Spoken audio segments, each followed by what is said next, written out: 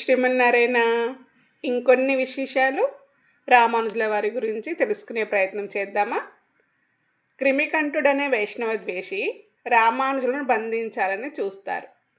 అప్పుడు రామానుజుల వారు ఆయన శ్రీరంగాన్ని విడిచి తిరునారాయణపురం అంటే మేల్కోటకు చేరుకున్నారన్నమాట. అక్కడ ఉండగా భగవంతునిపై భక్తి ఉన్న వారందరూ అన్ని కులాల వారు సమానమే అని ప్రకటించారు. హరిజనులకు ఆనాడే ఆలయ ప్రవేశం కలిగించారన్నమాట. ఈ విధంగా ఆయనకు సంఘ సంస్కర్త అని, సమతామూర్తి అని అంటున్నారన్నమాట. అప్పటి నుంచి తమ తర్వాత కూడా శ్రీమద్ రామానుజ సిద్ధాంతం అవిచ్ఛిన్నంగా కొనసాగాలి అని 74 మంది పీఠాధిపతులను నియమించారు.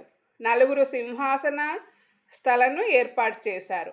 1200 మంది ఏకాంగులను ఏర్పరిచారు.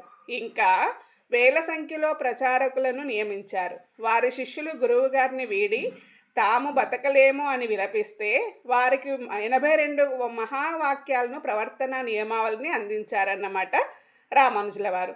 శిష్యుల మీద దయతో తమ ఆకారంతో 3 శిలా విగ్రహాలను నిర్మింపచేసి వారికి కళావాహనాదులను చేసి తామే స్వయంగా ఆ విగ్రహాలను కౌలించుకొని తమ తేజస్సును ఆ విగ్రహాల్లో ప్రవేశింపచేశారు.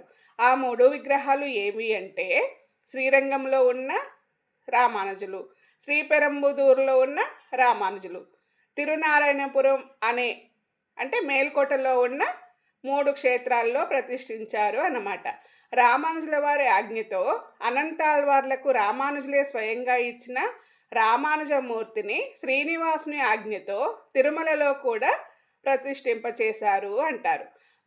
భగవద్ రామానుజులు తాము చేయదలిచిన అన్ని అవతారాల కృత్యాలను 120 సంవత్సరాల్లోనే పూర్తి చేశారు అని చెప్తారన్నమాట.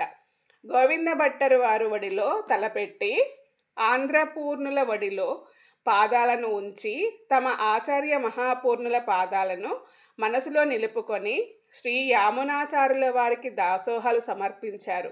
శిష్యులందరూ ఆనందవల్లి, భృగువల్లి, తిరువాయుమ్మడి దివ్య ప్రబంధాన్ని అనుసంధానం చేస్తుండగా దివిలో భువిలో ఎన్నో మంగళవాద్యాలు మోగుతుండగా మాఘశుద్ధ దశమి శనివారం మధ్యాహ్న సమయంలో భగవద్ రామానుజులు బ్రహ్మరంధ్రాన్ని ఛేదించుకొని తన యొక్క స్వస్థానమైన పరమపదానికి వేంచేసి తిరిగి స్వామి కైంకర్యంలో లీనమయ్యారు అంటున్నారన్నమాట.